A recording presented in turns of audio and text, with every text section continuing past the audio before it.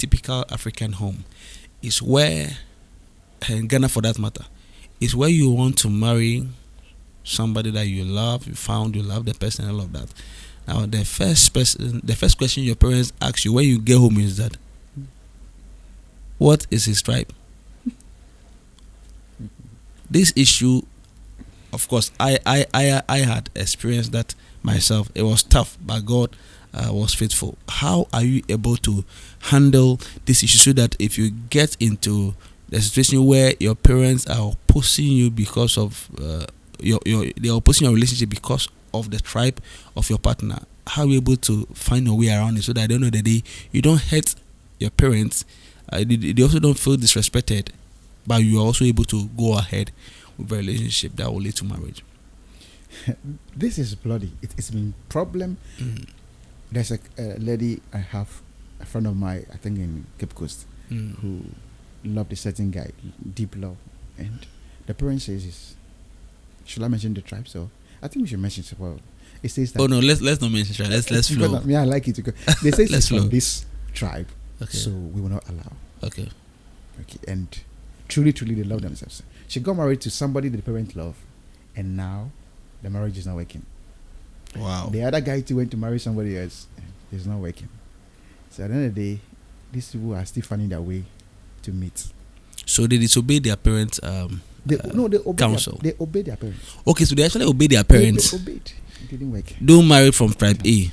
They went to tribe B, and then the marriage. She brought tribe B, which the parents like, and it's not working. Oh wow! Because there was no love in the first place. The person you loved, you have been denied on tribal grounds. Good. Oh wow! And it's happening. There are people who are watching us. It's a lot. People can share what they have been through. It's a lot. And the problem I have here is that we need parental blessing. That's we right. need it, definitely. Exactly. We need a spiritual. We need a parental. So that's blessing. the point I'm coming to. That So, if you get to a point, okay, I'm coming. If you get to the point where your parents are saying no, they will not accept this tribe into their home, so you have to end the relationship. How will you be able to go around it? Okay. To get their acceptance and receive their blessings, because it's very, very key. That's right. So it's bloody. Definitely, somebody will be offended. Absolutely. Definitely, because you have your rights. Right. And the biggest problem is when you are dealing with parents who are ignorant or who are rigid. It's a problem. Can there be ignorant parents? Yeah, they are. Okay. Very. Okay. Tell me about it. The things we go through, you could see some people, and people are blind. How can you tell me that your auntie married from this tribe? It didn't work. So if you marry from this tribe, it won't work. I think some of these things are just flimsy. There's one case I handled. They've been in a relationship for 3 years. The guy was going for knocking, and the parent says, the in-law to be says that the way he walks so fast, they don't like it. The way he walks so fast. He walks too fast. Looks like a thief.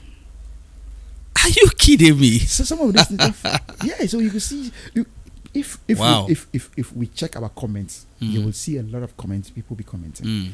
They lost love, genuine love, for some funny reasons, but maybe the parents give. Wow. Very, very heartbreaking. Very. And you end up respecting your parents, and the parents die, enter the grave, and you're suffering. You're suffering in your marriage because of the choice they made for you. That's why I keep hitting that. Let parents know their roles. Let's know our boundaries and our responsibility, so that we don't interfere in people's affairs. All right. So if such issue happen, then if let's assume I'm going to marry and the parent says no, right? One, I need to go back to my family, talk to my family head, and then delegate a council to meet them. Okay. Sometimes people are more fairy. There are instances parents says they will not agree, and I have to say, okay, let's go. I will go with you. I will drive there as a pastor, speak to them and advise them that, you see, Bible says that in Christ there is no Greek, there's no Jew. That's right. It means that once we are, Paul says, when you are married, one family. First of all, observe and select from the household of faith. That's right. Not tribe, faith. So if you're married and I'm a Christian, if you're a Fanti or you're a Dagati, once you're a Christian, we become a family under one umbrella. Okay. So Christ is a unifier. Okay. The only problem we're going to face is that every tribe has its ways of life, the ways of culture. So we only have to educate me that if you marry from this tribe, these are the things, the consequences I might face, which I believe that when you go there, you should be able to deal with. Are you getting it? Right. So when you bring somebody who is renowned or somebody who is I don't know the keyword to use there. When you bring such a person to the family and sit down with your parent, I believe that when we have a talk, there could be a way out. Do you get it? Like, let's assume there are things I can say no. Then somebody comes with his father, who is older than me. Yeah. And they sit down and begin to talk to me. Oh, my son is a good person.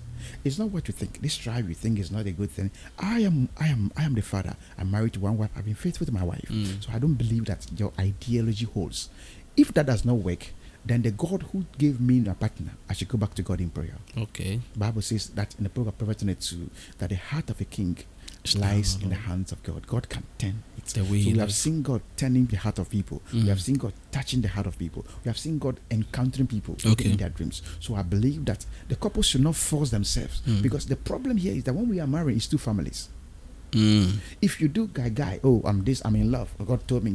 If you step ahead of the boundaries of your parental blessing and you get married, definitely there will be a problem. If there is not, then God has saved you. But if God hasn't saved you, and I know every marriage goes through storms. When you go through storm, can you go back to your family?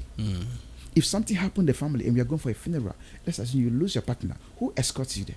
Right. So no matter how much we are in love and we have the power of choices, we should also be able to play around with our parents so that they can like our choice. Yesterday, someone asked me a question. He said, I'm going to visit my in-law for the first time.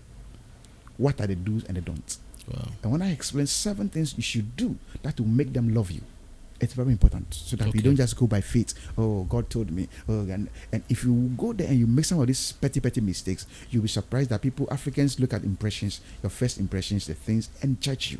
And sometimes it's our own fault. Why our parents may reject our offer.